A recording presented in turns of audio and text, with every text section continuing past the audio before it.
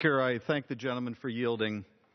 ISIL poses a threat of extraordinary significance to the United States. In its size, its wealth, and its barbarity, it is in fact a threat to all of civilization. This week we'll be voting to fund one piece of the ongoing effort to rid the world of the cancer that is ISIL, and that is the training and equipping of the opposition in Syria. Support the rebels is an important decision, but it pales in comparison to the larger question facing Congress and the nation, and that is, should we authorize the President to use our armed forces in Syria and Iraq? Unfortunately, it appears that we will not be considering that larger question before we leave town in advance of the election. This, I believe, is a mistake of constitutional dimension. The administration has acknowledged that the military campaign we are about to embark upon amounts to war and will likely last years. If Congress's power to declare war is to mean anything, it must compel us to act under circumstances such as these. If we sit on our hands, we set a precedent for future administrations that they may wage war without Congress approval, and the declaration clause is no more than excess verbiage in our Constitution from a bygone era. The President has broad authority as Commander-in-Chief to defend the nation, but that authority is not without limit.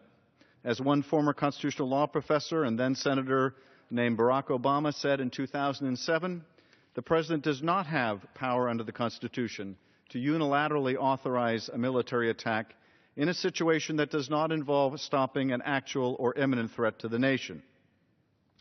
The administration has acknowledged that ISIL does not yet pose an imminent threat.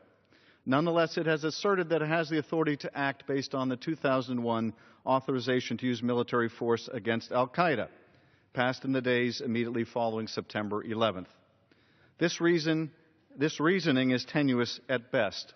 That authorization addressed to a different enemy at a different time and in a different place does not provide the legal foundation for a war on ISIL, an organization that itself is at war with al-Qaeda.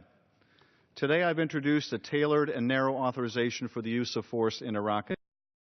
My resolution specifies the enemy and explicitly does not authorize the large-scale deployment of ground troops to fight in either country.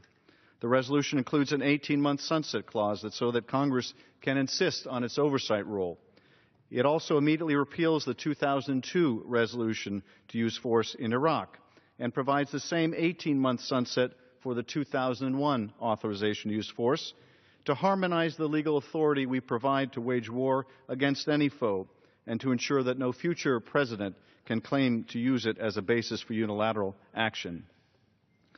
In matters of war, Congress is not some suitor that needs to be asked by the President to dance. Requested or not, Congress must exercise its responsibility to decide whether to send the nation's sons and daughters to war. We should not go to war, let alone adjourn, without a vote. I thank the gentleman. I yield back.